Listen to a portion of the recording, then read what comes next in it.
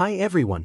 Today, I want to share some insights on a question I get asked frequently. How do we value or price a distressed business we're planning to buy? We're currently working on 2 distressed transactions, and a question that comes often is how to value the business.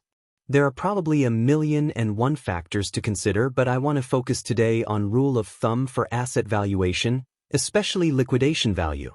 There are, of course, other things to consider such as future cash flows. This is more similar to valuing regular non-distressed businesses and will be covered by me in another video with the context of a distressed company. General disclaimer: this content is not an investment advice and should only be used as a piece of information. Okay, let's start. I typically group assets into 5 categories. 1. Real estate. 2. Fixed immovable assets, not real estate. 3. Fixed movable assets. 4. Inventory. 5. Intangible assets. For each of these asset categories, I first assess the starting value, i.e. the going concern value or market value, as if the company would not be in distress. Then, as a next step, I give you some assessment of typical discounts for these assets in a distressed company. Finally, you'll get some rough guidance on factors affecting a specific discount.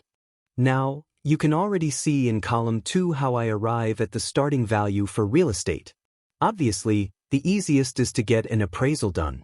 This is quite often available on recent terms since banks ask for it in distressed situations. So, don't forget to ask for it if you are in a similar situations. Equally often, it can be not available. In this case, speak to management of the company and get some historic purchase prices.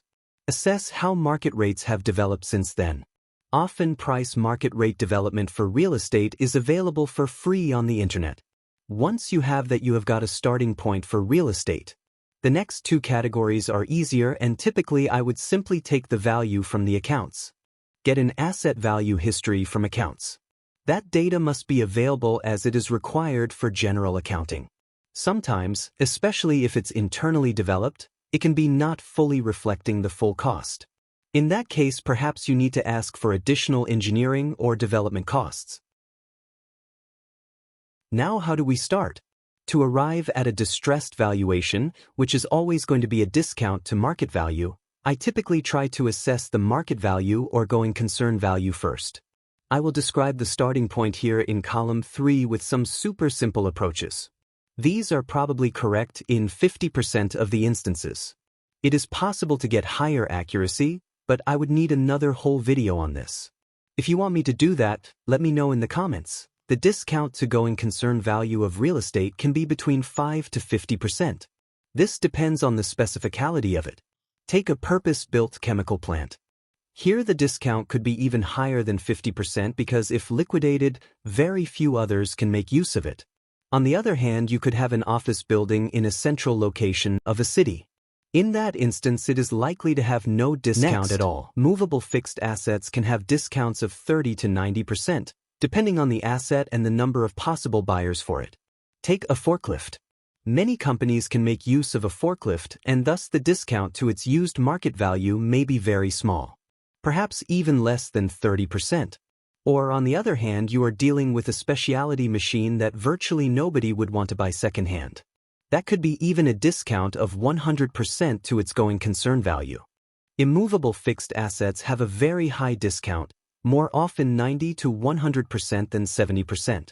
These are assets connected to the land and building like the heating system or air filtration. In a liquidation situation, these would need to be removed to be used elsewhere. That costs extra money, and therefore the net value to a buyer is usually 0.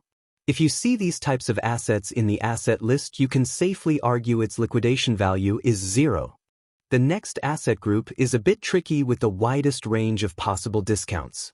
Effectively, it could be 5% or even higher than 70%. Let's say the distressed company is a gravel pit operator. The gravel is their product. It does not perish and could be used up even after a year of liquidation. Therefore, the discount is likely to be small, perhaps 5%. Another extreme is if the company is a producer of perishable good, say for radioactive isotopes. Don't laugh. We had a case like that. That inventory was virtually useless a few days after the production. More generally, I often find it hard to argue for a large discount on inventory if the company is likely to continue operating, i.e., of the likelihood of a going concern is high. This is always the case in our situation since our clients do not buy company for liquidation purposes. This was tough a lot for 5 minutes to grasp. The last asset category is an easy one. Intangible assets. I typically discount these 100% and offer nothing for it. There are exceptions, of course. If you have a patented drug or piece of software development with easy transferability, then there is a good chance it will be sold at market value. This, however, depends on bidder's situation. This topic is another complete new video I am planning to make. We have screened hundreds of distressed German deals since 2007 and have successfully completed many transactions. If you have any other questions, please connect with me on LinkedIn or send me an email. Have a great day. For disclosure, this is not a picture of me and neither is this my voice. There are videos with me personally on YouTube. You'll fall asleep in 2 minutes. After watching them, you realize that an AI-generated speaker and picture like this is certainly better for you.